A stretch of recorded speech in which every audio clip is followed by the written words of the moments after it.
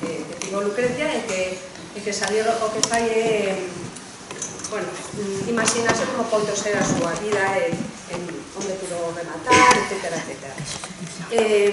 Unas veces fala Lucrecia, outras veces fala Alba. A mí me parecía moi importante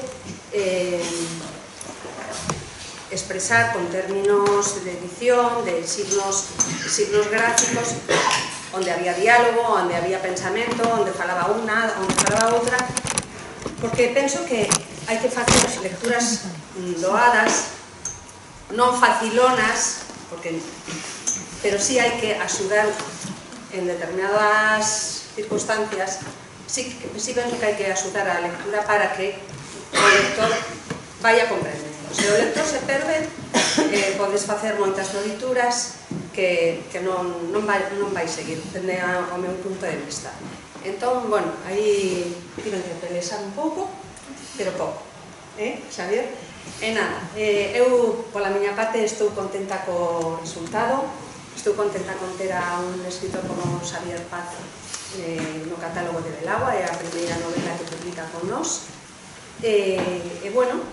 Agradecer ao Ateneo Atlántico de Vigo por organizar o acto, polo poder de convocatoria que ten, que é sempre importante que estes actos teñan público.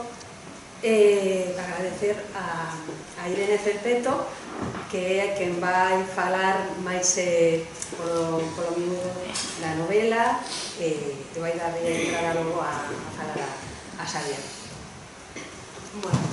Boas tardes a todas e todos.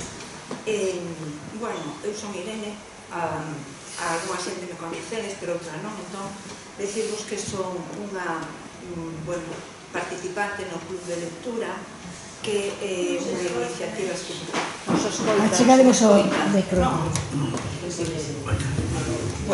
Agora moito mellor. Pois eu participo no Club de Lectura, que é unha iniciativa estupenda do Ateneo, onde compartimos lecturas, analizamos e debatimos, aprendemos moito, así mellor aprendemos, donde tamén Xavier aporta unha perspectiva moi interesante que ás veces eu, por exemplo, non dou conta dela. A razón pola que estamos hoxe aquí é para darlle a benvida a este novo traballo. Non sei se é o último que publicaste, Xavier.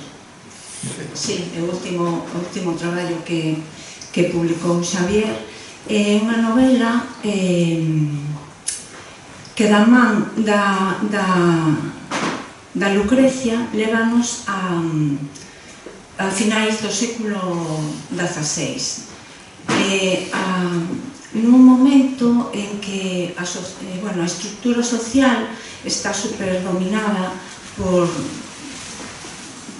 sobre todo dous elementos que son a Inquisición ou a perspectiva religiosa, coa Inquisición aí, e máis polo Imperio.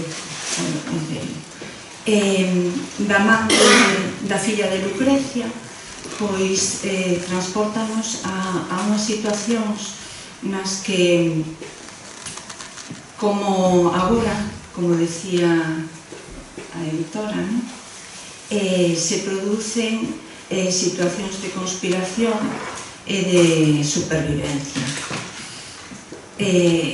A protagonista, a voz que fala, é a filla de Lucrecia. Eu o que percibín na lectura son sempre como dous mundos que conviven, pois a parte da creencia e a religión con a monarquía ou o imperio, a creencia e a religión, por exemplo, católica en contraposición da musulmana no libro, a vida exterior e a vida interior moi salientable, e despois situacións que se producen nese momento, pero que se poden transpoñer perfectamente a día de hoxe, como pode ser pois a conspiración, non? Que utilizan certos membros do goberno para poder conspirar contra Felipe II, ou mesmo o empoderamento de mulleres, que ainda que un término que o mellor non é moi doado, pois como elas consiguen, non? Adquirir, sobrevivir nunha situación tremendamente hostil, pero que son quen de poder sair adiante las dúas, como son capaces, sobre todo a filla, non? Que fai a continuación de Lucrecia, consigue a súa independencia. Entón, a mí me parece que na obra e no libro consigue encarrilar moi ben todas estas situacións. Entón, preguntaríalle a Xavier ese interés que el ten, que xa o lin en outra obra, polo mundo musulmán. Ahora non podo facer ningos agradecimentos, ni falar da editora, Xa, atacamos directamente. Mundo musulmán. Que está moi presente, non? Sí, está moi presente na medida que eu recibí unha concepción histórica do meu ámbito galego, sobre todo o Estado español, coa ausencia casi total do mundo islámico, só referido a unha ocupación militar e bárbara durante nada máis que 7 séculos. Esa foi a miña percepción. E cando descubrí que a cousa non era así, que se Aristóteles entrou en Europa foi polos musulmáns, que se decimos acequia e temos acequia foi polos musulmáns, e a mitad das palabras verduras e froitos da horta son, efectivamente, de orixe islámico, pois claro, a pesar de que Galicia foi a zona da península menos islamizada, a pesares deso, pois me sabe mal. Me sabe mal que se estén celebrando acontecimentos sefardís por todas partes. A poboación xudea ibérica, que me parece ben, pero claro, non vexo eu que se celebren acontecimentos da cultura mourisca, islámica e ibérica, con maior fundamento e estabilidade, digamos, ocupacional. É dicir, que sí que hai unha reacción pola miña parte, non tanto pola cultura islámica hoxendía, ou porque eu coñezo moi ben o Corán, ni moito menos, sino pola reacción a esa eliminación que se dá en cuanto á historia nosa da Península Ibérica. Entón, en ese sentido, sí. Pero algo parecido me ocurre coas mulleres. Bueno, Hai que repreguntar aí. Hai que repreguntar. Bueno, a ver, eu penso que é unha novela de mulleres, non? Inda que hai moitísima recurso histórico e moitas referencias a protagonistas da historia, non? No libro, é super documentado. É super documentado, pois non.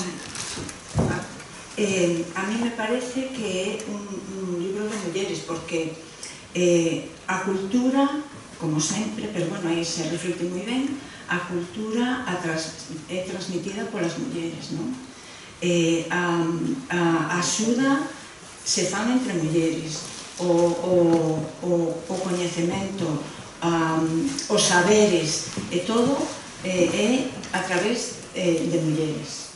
Entón, pareceme que é unha narración sustentada sobre, esencialmente, de mulleres. Entón, pregunta: que suscita en ti o mundo feminino que sempre, que non é a primeira vez que ahondas e que afondas no mundo das mulleres?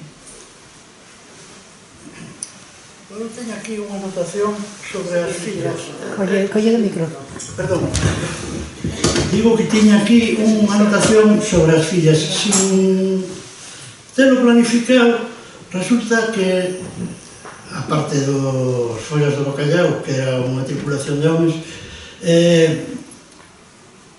o meu primeiro libro aparece como personaxe fundamental a filla de Aretino, Adria, en Renacer. En Aníbal a pintora e Artemisia, a protagonista.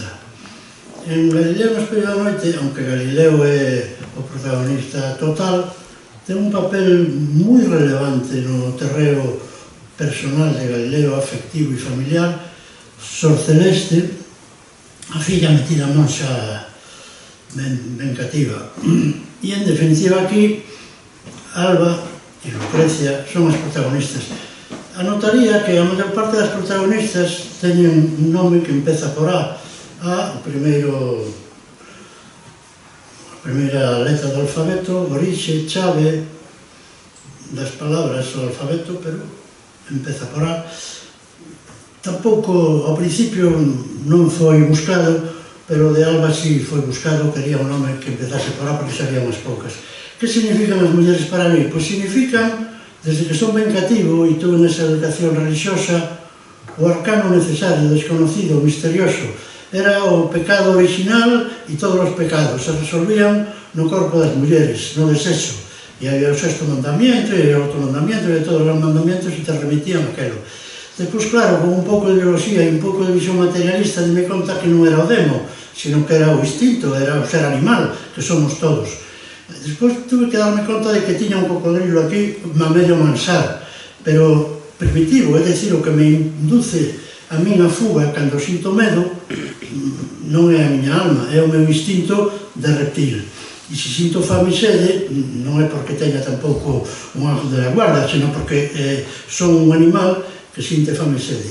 E ese instinto genésico, eses caracteres sexuais secundarios das mulleres que me chaman a atención, que non me chaman os dos homens, probablemente xa un defecto ou unha incapacidade miña, ou simplemente os cromosomas, verdad? Pois que marcan o xénero biolóxico que existe, en min.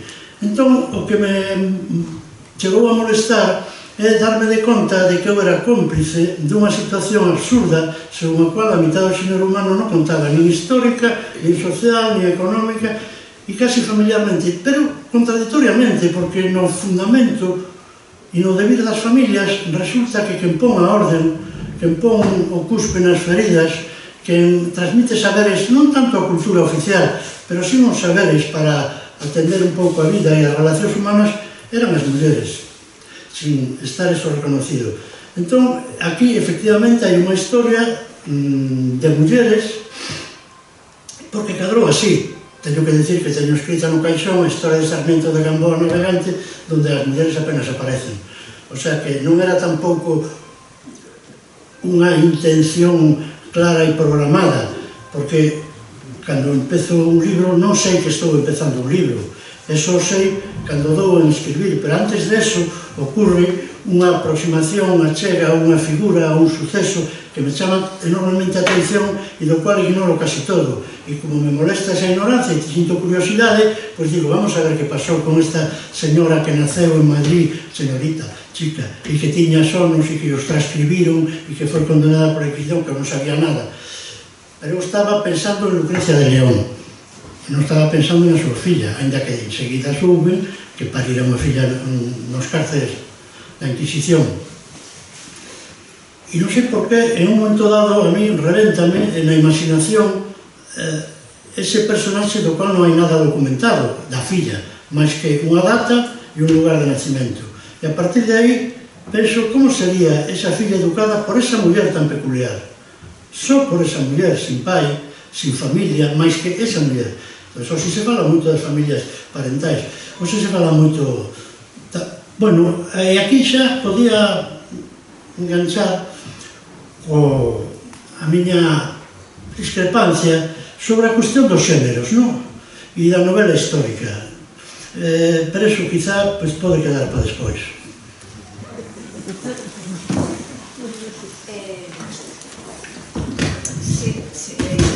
Seguindo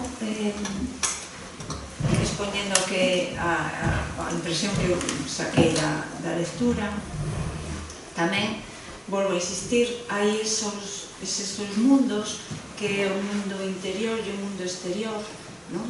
O mundo interior onde se configuran por unha banda a conducta e o comportamento e a cultura que teñen estas persoas, concretamente estas mulleres, e que a nai inculcalle a filla, non? Que se conduza de forma diferente fora que dentro, e que despois tamén está moi ben plantexado cando elas son acollidas por unha familia donde continuamente se transmite que han de ter un comportamento ben distinto dentro e fora, non? Entón, non sei se isto ten a intención de transmitir que hai un certo punto hipócrita, non? A xente que se comporta de forma diferente dentro ou fora, unha intimidade ou de cara á sociedade, ou é pura supervivencia. Pregunto. Non sei se respondo. Sí, é unha narración inmoralmente moral ou moralmente inmoral, é dicir, é unha narración contra a moral dominante, é unha narración da construcción de outra moral familiar, interna, íntima, contra esa moral dominante, que está en termos de outra palabra moi moderna, e, sen embargo, de un fenómeno bello como a cultura mesma, que é o interculturalismo, non? Porque Darío e Alexandre é interculturalismo, Antonio e Cleopatra, interculturalismo, a construción dos estados modernos en Europa, interculturalismo. Francia se construye a base de machacar os bretóns, os vascos, os corsos, etc. A nación española, a nación-estado, construíse contra, esmagando primeiro os xudeus e os moriscos, porque somos todos católicos, temos que ser todos católicos, ainda que leven 700 anos aquí, centros de miles de personas practicando outra religión, que non era tal, ainda que os visigodos e, por suposto, os suevos non foran estrictamente católicos. Pero, bueno, da igual, en calquera caso, é evidente que o interculturalismo non é unha cousa de agora. O que pasa é que en Europa nos gusta moito vivir a última moda, non? Entón, a penúltima moda é a cousa intercultural, o choque de culturas, o islam, non. Isto é o de sempre, en realidade. Por eso a mí o de novela histórica non me acabo de sentir cómodo, porque me parece que tapa máis que define. Está ben decir que son novelas históricas porque tratan de outro tempo, pero eu quixera saber literariamente que ten en común Los Tres Mosqueteros, El Capitán a la Triste, El Nome de la Rosa e Memorias de Adriano. Non sei que teñen en común. Bueno, sí, El Capitán a la Triste e Os Tres Mosqueteros son de aventuras, pouco máis.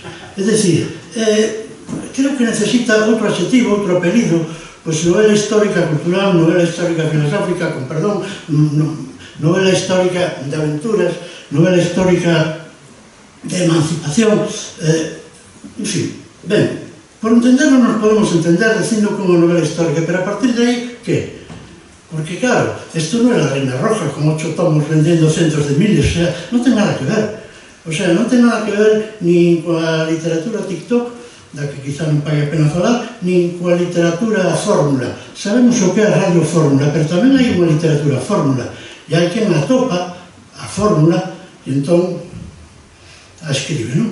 Dona León, que por demais escribe moi ben e cousas moi entretidas, escribiu hasta 33 libros sobre o inspector Brunetti. Eu creo que con ler dous xa chega, porque o terceiro van a ser variacións, e para variacións as de Johann Sebastian Bach, porque os outros son variacións un pouco inanes, non? Porque por moito Venecia que sea, e por moi refinado e asisado que sea o escritor Brunetti e a súa esposa, especialista en historia da arte, non poden dar moito de sí como literatura. Home, para pasar o tempo, e como decía o outro, pensando nas súas propias cousas, se pode ler, claro, pero literatura, para mí, debía ser outra cousa. Non creo que respondese.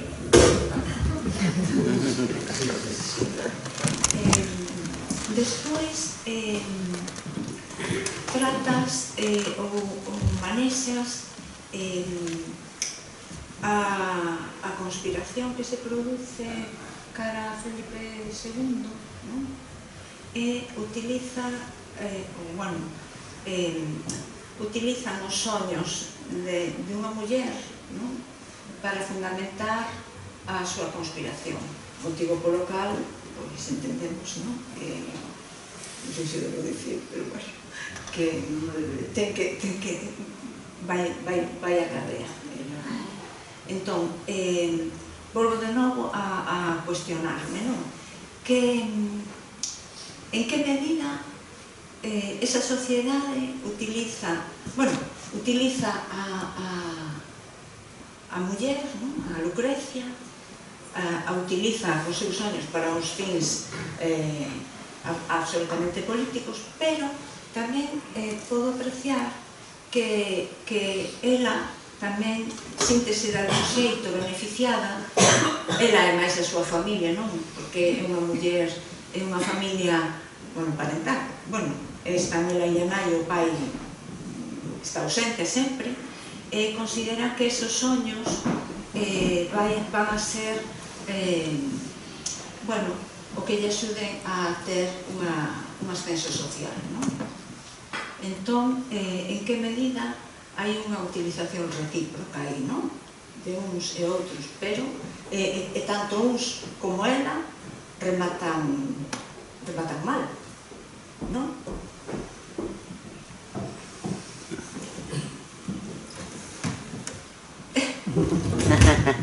Teño que contestar, non sei. Sí, tes razón. Vamos ver, eu non quería facer un personaxe, unha xeografía, unha heroína plana, donde todo nela fose bondad, comprensión, altruismo. Non.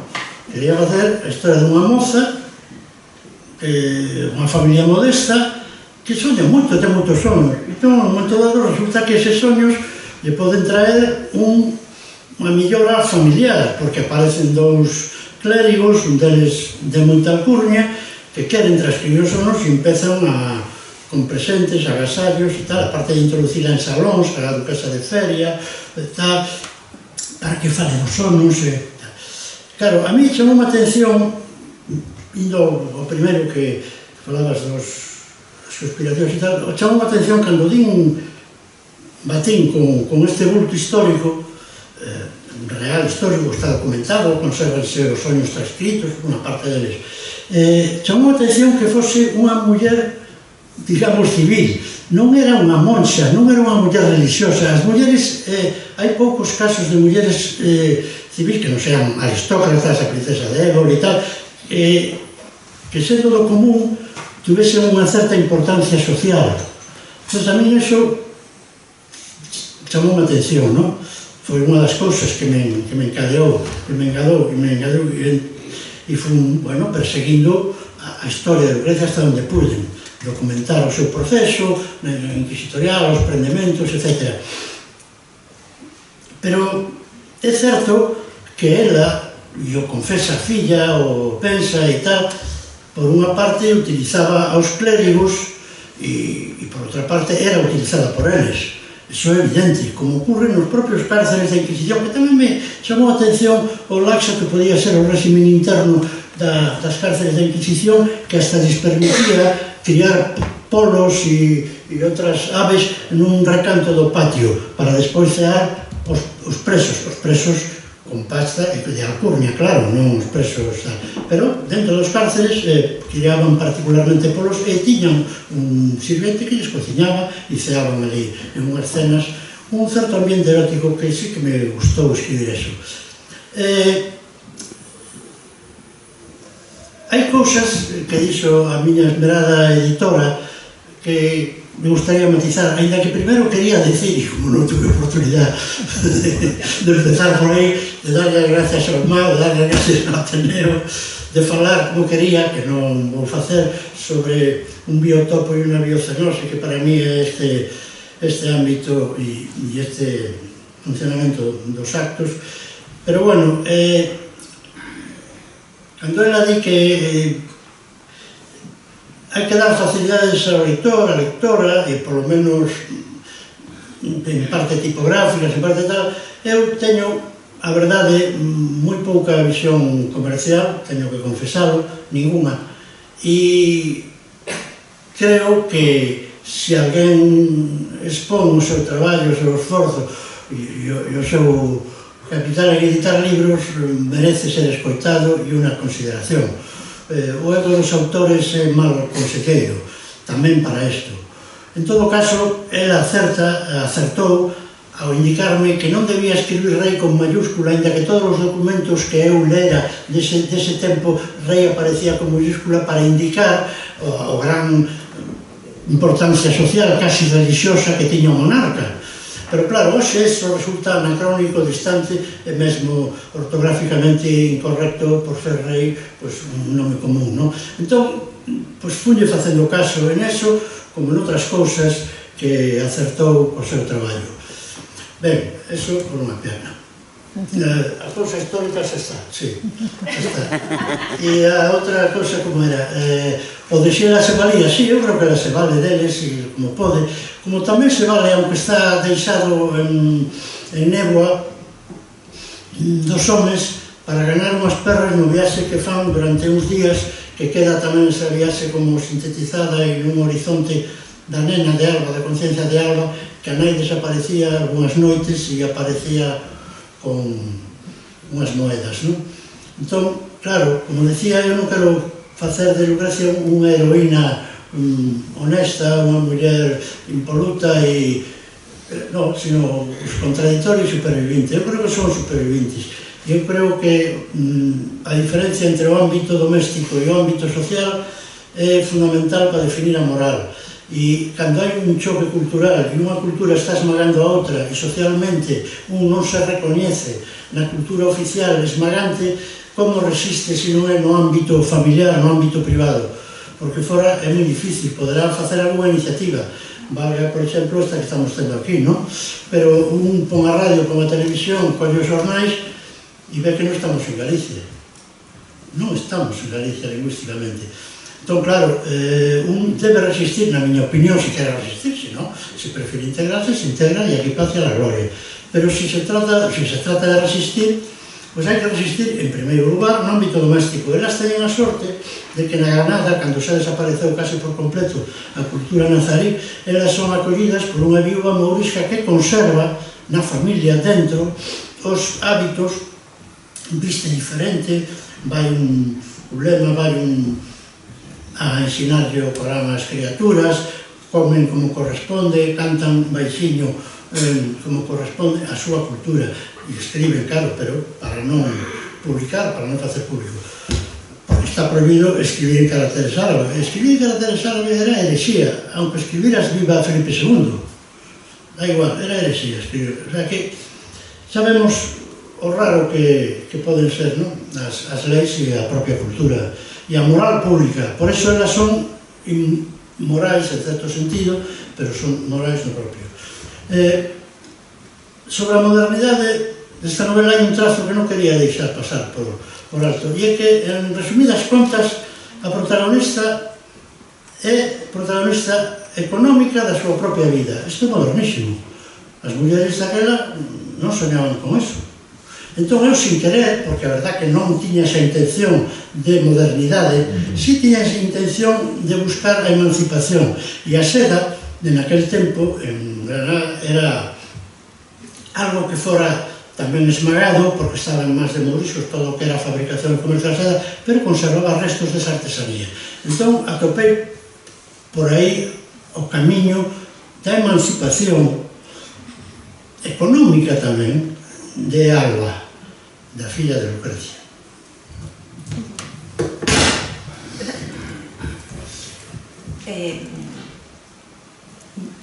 Hai varios algún episodio que chamoume moito a atención. Por unha banda, a cultura e os saberes se transmiten a través de mulleres musulmanas, o sea, mouriscas, xa na casa dos pais de Lucrecia a Lucrecia e despois a Alba os mouriscos, que son cando son acollidas na casa en Granada, non? De Dona Elvira. Isto por unha banda, resaltar. E despois tamén resaltar a referencia que faz a Elena Heleno de Céspedes, sí? De Céspedes. Elena Heleno, non? E iso está constatado, non? Digo Elena Heleno porque fai unha referencia a unha muller, home, bueno, un personaxe hermafrodita, pero parece ser que está documentado, non? Sí. Pois nada, explícalo. Bueno, eu tiña para contrarrestar a idea esa de novela histórica, eu prefería falar de novela histórica e ao tempo contemporánea, porque sucedendo no século finales do XVI, principios do XVII, arrimándome á espectacularidade e ao tremendismo, podría anunciar, se eu fora o vendedor da miña novela, como unha narración que trata de asuntos de atroz actualidade. Comparece a carne humana queimada en público, desde logo non tanto como en Gaza, pero sí, carne humana queimada. Por suposto, hai xuicios montaxe, vívese na interculturalidade, amósase casos de pederastia clerical, de hermafroditismo, de abadesas fraudulentas e milagres postizos e outras cousas, todos en redes e en dispositivos digitais. Así que histórica e contemporánea ao tempo, e contemporánea polo que acabo de decir antes da emancipación económica. O caso de Elena Heleno de Céspedes é un caso de unha escrava manumetida, liberada, que casou medio obrigada, medio tal, que tuvo un fillo, pero que tiña unha apariencia corpuda, digamos, varonil, e que disfrazouse e viviu como soldado, pegueiro, alfaiate, sastre, estuvo condenada por unha liorta, foi á corte, fixo aprendiz de cirurxano, despois examinouse como cirurxá, non como cirurxá, sino como cirurxá, actuou como tal, como home, incluso chegou a casar, foi denunciada, condenada polo Santo Oficio, porque primeiro examinaron os médicos como a drogas e dixeron que sí, que era home, e depois eu non quise pronunciarme se era home, se era muller, porque en realidade a mí eso me interesa pouco. O que sí me interesou foi o caso de outra muller, de outro ser humano extraordinario, que de casi esclava resulta que chega a cirurxar polos seus propios méritos, sin apoiarse afectiva familiarmente en un sólido varón e nin siquiera en unha menos sólida muller, ela por ela mesma, non?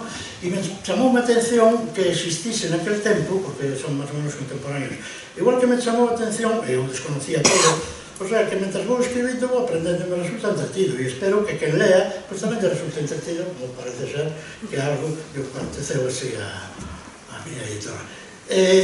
Igual que descubrí a prioresa da Anunciata, que resulta que foi unha prioresa, unha abadesa en Lisboa, que enganou hasta o mesmo Fray Luis de Granada, que tiña estigmas, tiña tal, escondía un pano manchado de sangre, pedía un pano, e despois acaba o que tiña aquí, e dicía, teño aquí un tal. E, por suposto, se picaba con alfinetes para decir que era a coroa de espiñas que lle puxera ao seu esposo esa mesma noite. A prioresa da Anunciata chamou a atención.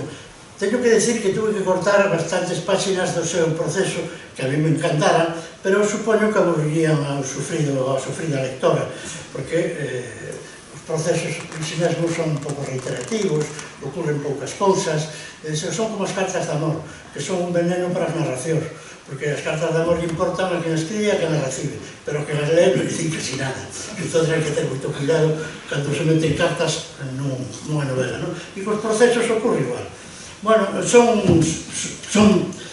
mandas tonterías, pero a verdade é que sí que casi todo o que se di no libro que se cita, o clérigo que facía vir en polución aos rapaces e lles daba despois unha moeda, todo eso está calcado, copiado, saqueado de documentos de textos que están publicados no ámbito máis ou menos académico.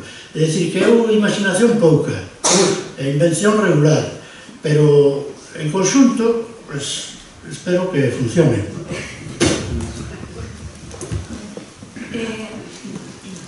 Tamén me parece un pouco unha reflexión sobre o final da vida, non? De Lucrecia foi unha reflexión, non?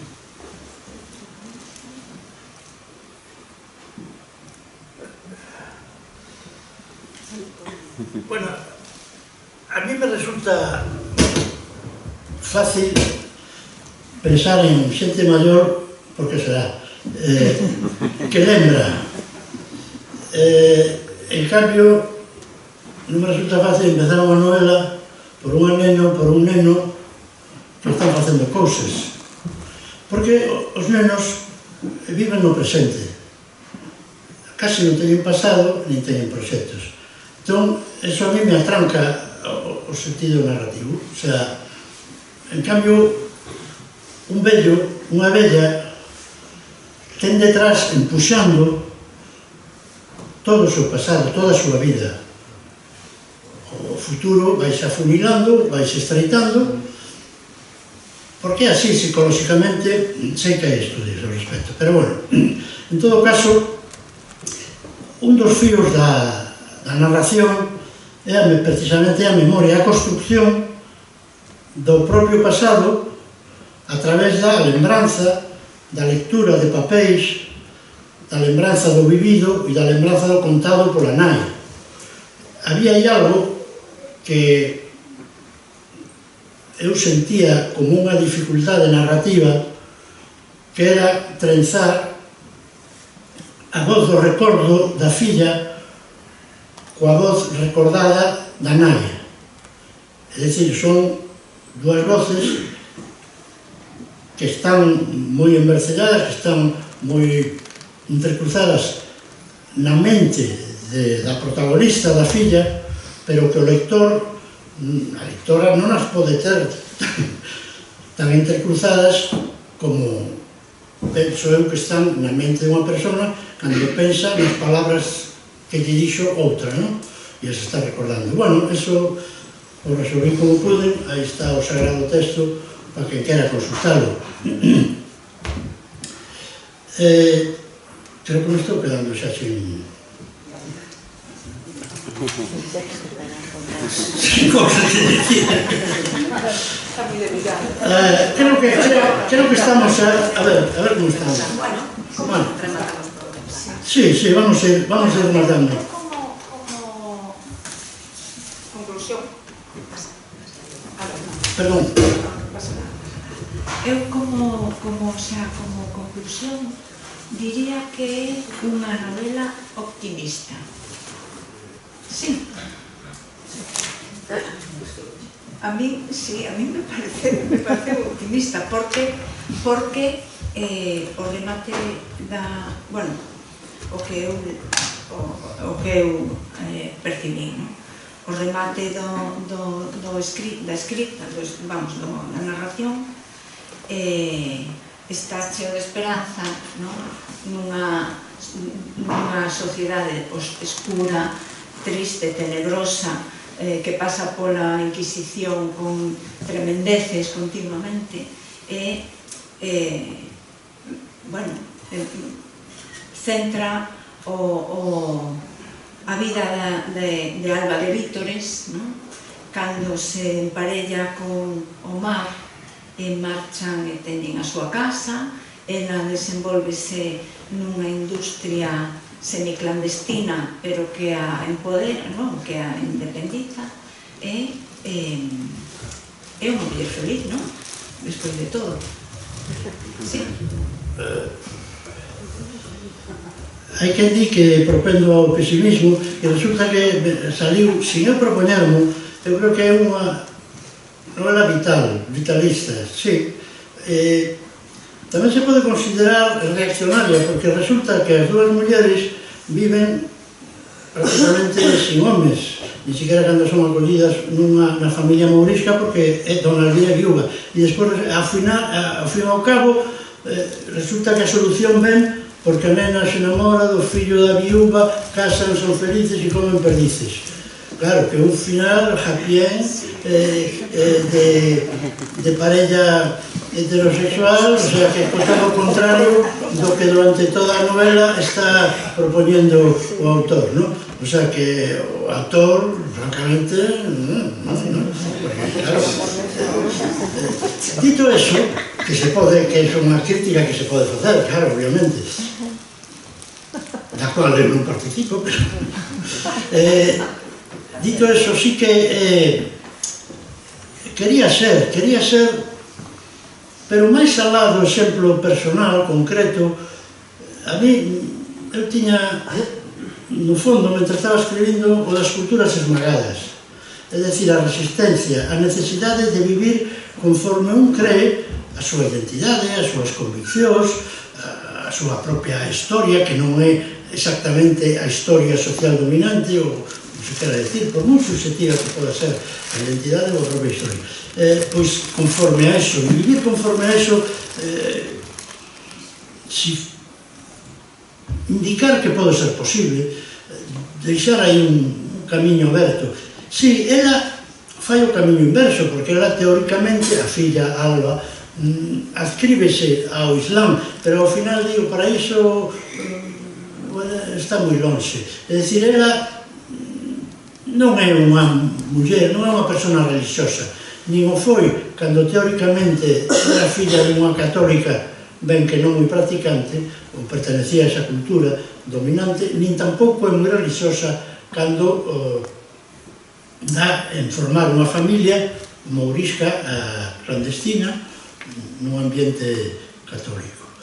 Entón, sí, creo que é unha novela de tono vitalista, digamos, que non quere decir que non hai salvación ou que está todo fatal e vai estar peor, non, que depende en moi boa medida, xa sei que tamén toca coa meritocracia, da cual eu son un partidario, pero que en boa medida o que somos ou podemos ser depende en parte de nós mesmos, non? É dicir, que sí que se pode resistir, que sí que se pode non deixarse ir pola correntada, que a veces é forte. Non sei se queredes preguntar algo, comentar algo. Aquí respondo calquera cosa,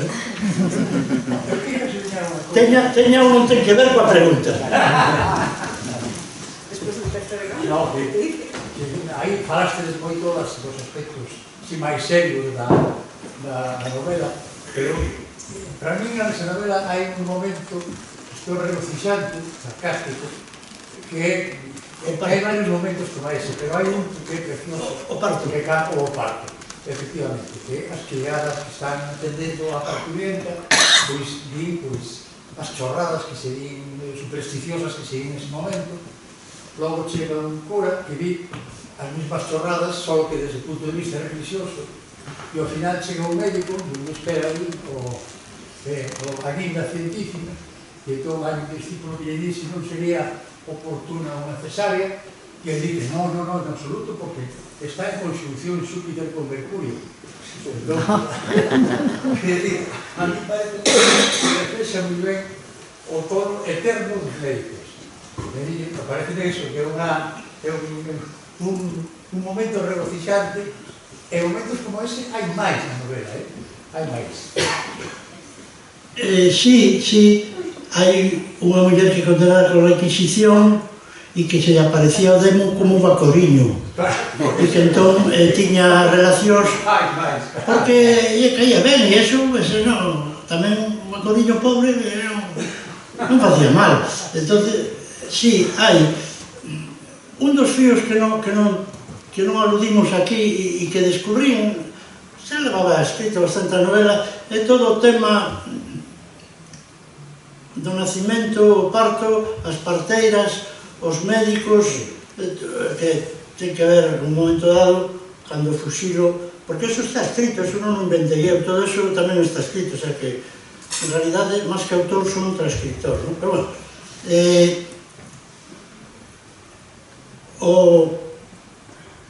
está documentado que os primeiros tratados de ginecoloxía foron escritos por médicos que nunca asistiran a un parto.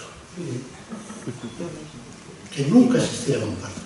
É dicir, falaban coas comadronas, tomaban nota e escribían. E pouco dos soños de Lucrecia, Lucrecia soñaba, os curas transcribían, arribaban un pouco contra a monarquía e difundían os panfletos polas salas dos pazos e tal para conspirar contra o rei.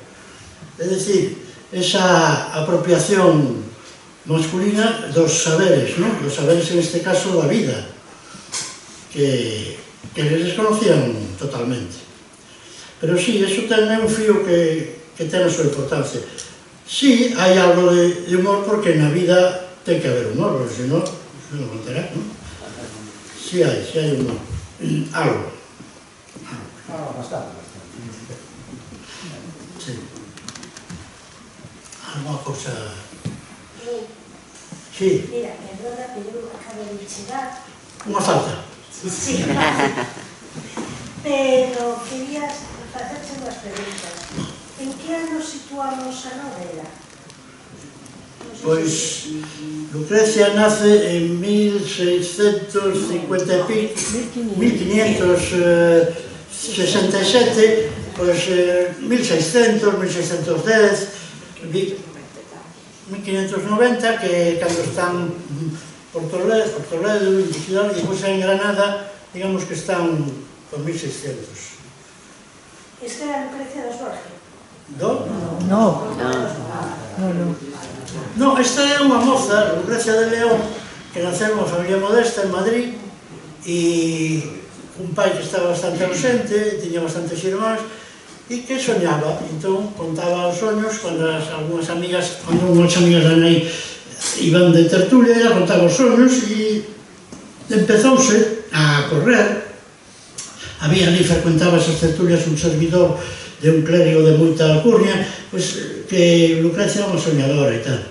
Porque había soñadores, como Piedrola, o soldado profeta, pero xa dixen antes que me chamou a atención é que era muller e civil.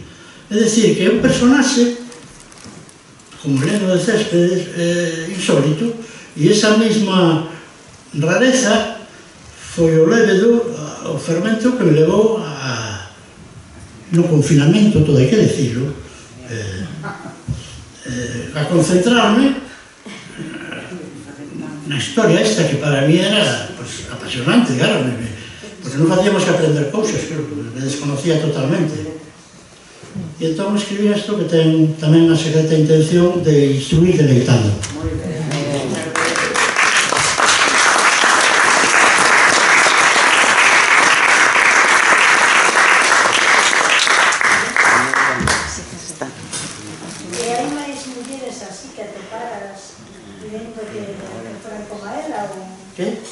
Que si hubo máis mulleres como a ela? Non o sei, non hai referencias. Como dicía o Vasco, se sabría. Non, creo que non. O sea, mulleres profetas, había religiosas que decían cousas, pero eso é outro negociado. Non entrei. Pero mulleres, digamos, do civil, mulleres non religiosas que tuveran ese don de soño, porque claro, cando todos decimos soño, eles, en xeral, os curas, o ambiente, estaba falando de profecías. É dicir, para nós, a cousa onírica é algo que... Non, pero para eles, o soñar estaba asociado a profecía. É dicir, anunciaba cousas, os soños, anunciaban cousas que iban a ocorrer. Por eso, a ela a condenan tamén por sediciosa. Isto parece el proceso. Condenar por sedición. O sea, sedición por qué? Porque iba contra a monarquía, os soños. Non atopei, así como atopei a Heleno, a prioresa anunciata e outras varias monxas, porque houve moitas, así como houve mulleres con unha vida, non sei se simple, pero en todo caso honrada, mística, digamos, inflamadas de unha creencia religioso erótica co seu esposo. Hubo tamén moita fraude de abadesas, de monxas que con intervencións de demos, de ansios e tal. Todo eso está documentado nos procesos da Inquisición, en algúns, claro. Sí. Bueno, eu vou a salirme do camiño, pero eu quería saber que ti eres novelista, documentaste moitísimo e iso é o que máis te gusta, pero ti síntese máis poeta ou narrador? Bueno, eu como narrador teño dous carreiros, eso saben os que me conocen máis, decir 4 personas ou 5. Un carreiro, chamemos persoal, familiar, autobiográfico, familiar, as follas de Bacalao, as vidas de Nito, a barcelonesa, e outro, un carreiro histórico, Renacer, o Galileo no espello da noite, a Aníbal e a pintora, a galera de Semid, o libro do tapiz, en fin, historia. Sí, eu teño, porque empecé a publicar moi tarde, cumprido xa os 50 anos, nunca me chamaron o apurado.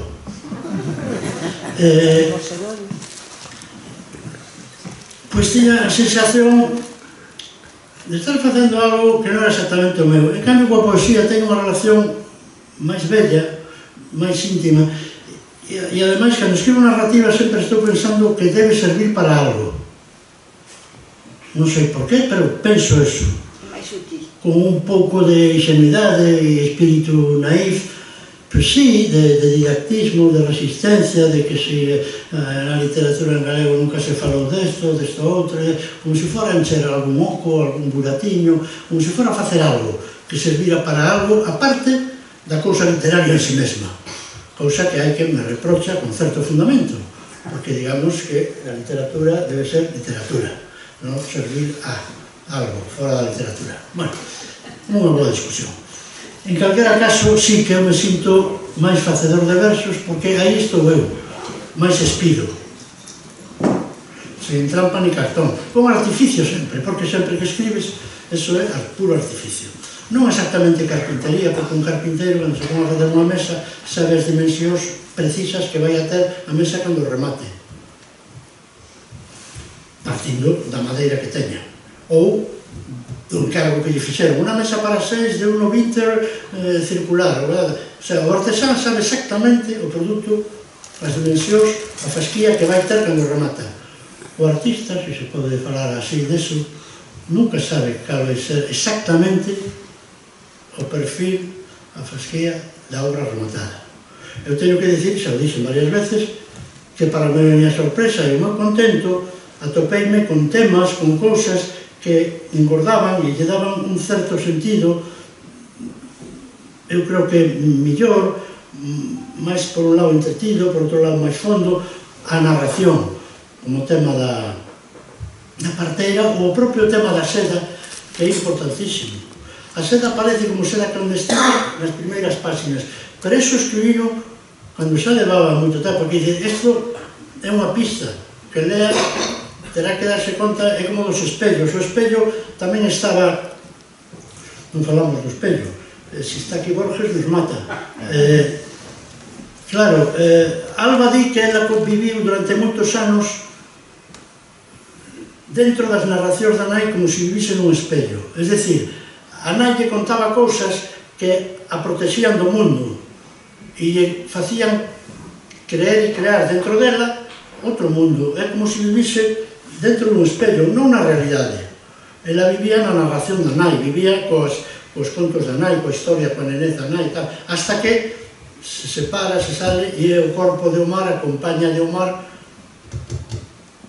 ao pecado, la heterosexualidade, que na saca do espello para comenzar a súa vida autónoma, non como un personaxe habitando os contos da nai, sino cos seus actos, eso insiste moito ela, xa non son palabras que lle contan aí, son actos seus propios, os de Alba. Pero sí, teño que decir que escribindo poesía sinto que o que hai será mala, horrorosa ou despreciable, pero ese son eu. E nas novelas non son eu, a pesar de que xa dixen que había dous carreiros e nun carreiro pois debo estar máis eu que desde logo nestas outras novelas, que no fondo sempre estás, cuidado, obviamente, pero por entendernos, igual que decimos novela histórica, pois decimos estou ou non estou, pero se afinamos un pouco, se falamos un pouco, contraargumentamos, vemos que as cousas non son tan, non están tan separadas, tan... Gracias. Bueno, pues hasta outra pregunta. Bueno, pero te vamos a cobrar algo. Diga usted, joven.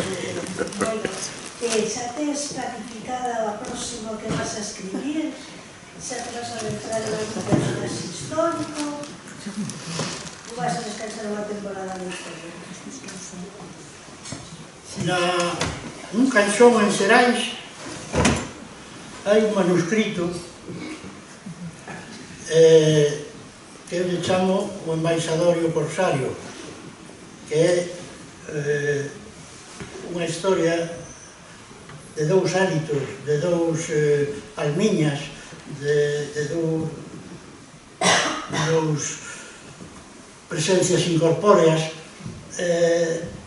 que son a do Conde de Gondomar e a de Sir Walter Raleigh, que foi favorito, poeta e escritor máis que digno no tempo que escribía Ben Jonson e Shakespeare, cuidado, él escribía, e non mal, corsario, navegante, Sir Walter Raleigh, e dun atractivo extraordinario, hai retratos del que eu sacaría a bailar.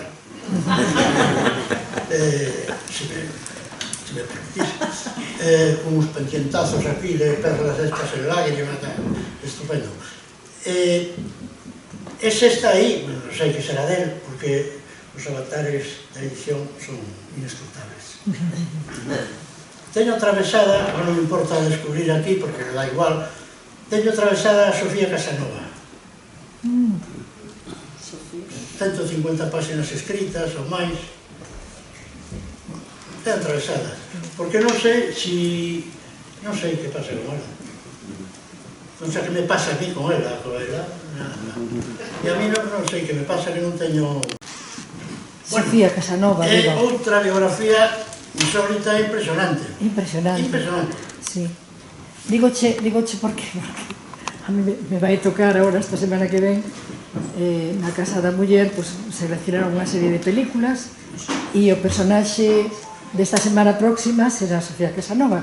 Por iso estou así un pouco enterada da biografía. E é unha biografía apaixonante desta muller, non? Sí, o que pasa é que tuvo unhas postrimerías políticas socialmente reprobables. Falas porque se alineou con Franco e con nazismo.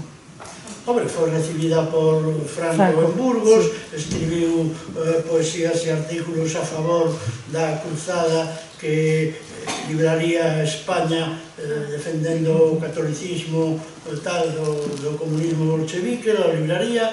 Hai fotos onde está ela cos seus netos, os tres levantando o brazo a romana, o sea que apuntaba maneiras de...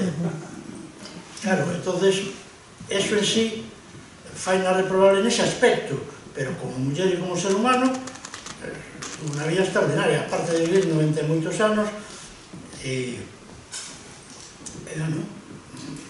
pois eso, escritora, xornalista, entrevistou a Trotsky, traduciu Covadis ao español, escribiu dúcias de libros, tomou varias fillas, o marido marchou, casou, pero ela nunca quiso divorciar, é dicir, que tiña aspectos de, como diría o outro, modelos marcos da feminidade, do xénero social, modelos, sin rompelos, modelos bastante, pero por outro lado, no aspecto político, ideológico e tal, entonces hai unha discusión pública de se é digna de poñer o nome a institutos, a rúas, a plazas ou non. E E eu aí non sei que decir. É que De difícil. momento, pero estou dando golpes, cuidado. É difícil. Pero non sei que decir. A súa entrañable amizade con la Pepiña toda a vida, non? Con esa muller que coñece en Mera cando é moi nova Bueno, a Pepa, sí. e que Están as dúas enterradas toda a no vida cementerio están polaco. en Polonia enterradas, sí. Esa, bueno, era servidora, criadora das fillas, e os netos polacos decíanlle amo anaco de broa. Os netos polacos, o sea que non sabían moito español, pero como estaban todo día con a madre cría, pues falaban algo de galego. E a película esta controlas, a película de Sofía Casanova, no. a de Zaza Ceballos, non a controlas, saben? Non. Pois tes que vir a vela e a falar. Bueno, Xa te avisarei. hai un tema que non tocamos, pero non está. No, xoves da semana que Bueno, Bueno, hasta aquí a presentación, ¿no? Sí. Tedes aí os libros que vos vendes. Moi ben. Xavieros vos firma os libros. Agardo que vos guste a novela e que pasades de disfrutar da presentación. Moi ben.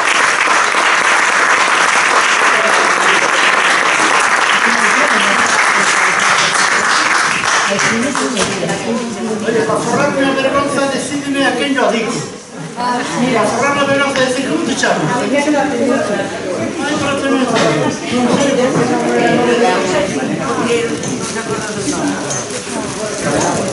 Pois eu estou con a Sofía Casanova a volta, xa levo unha semana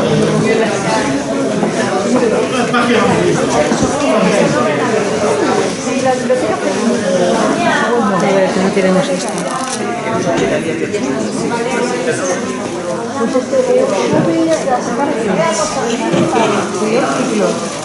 Pues un ciclo de mujeres importantes.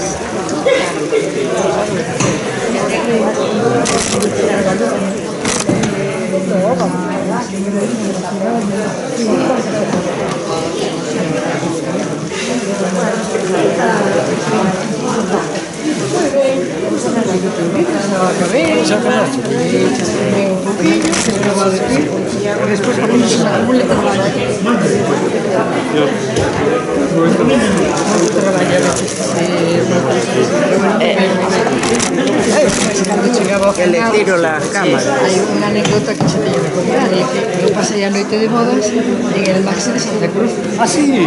Sí. Cando chega a Santa Cruz, digo, Dios, el Maxi. Sí. Que ahora está totalmente reforzado, ahora é unha cosa totalmente. Despois vivín 10 anos en Oleiros. Vivín 10 anos en Oleiros, en Montrobe. E baixaba moito. Baixaba a playa constantemente. Bastiagueiro. Casi sempre a Bastiagueiro, a Bastiagueiro, aí non tiña playa, pero bueno, sí, pero baixaba con el tío.